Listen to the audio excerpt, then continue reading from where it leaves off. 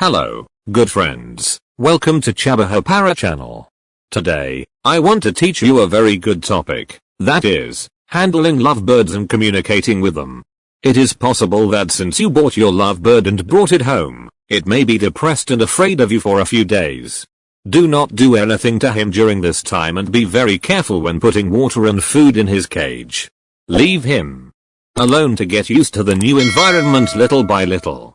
Touching the lovebird means gaining his trust in you.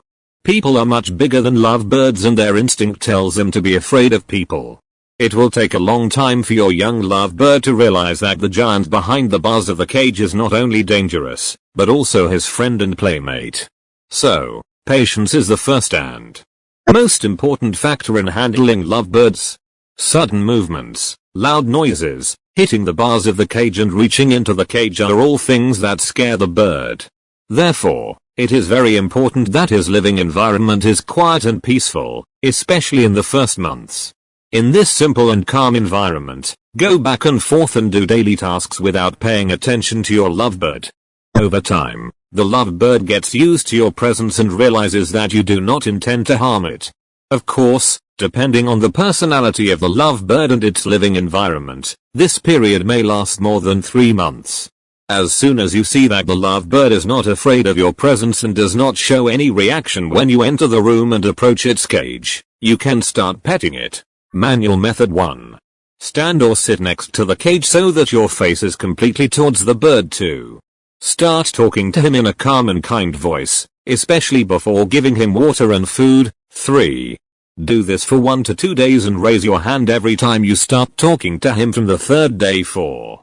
After a few days, the lovebird will associate raising his hand with your kind and calm voice and will not be afraid of your hand anymore. 5.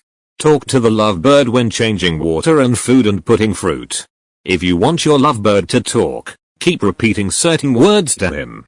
Lovebird training to sit on the finger. In order for your lovebird to believe that your finger is the best seat in the world, you must fool him with millet. Millet is a delicious food for lovebirds because it has high fat content and is like chocolate for children.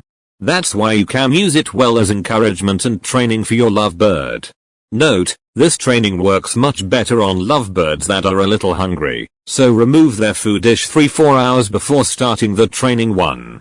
Stick some millet with a little honey to the end of your finger, between the end of the index finger and the end of the index finger. 2.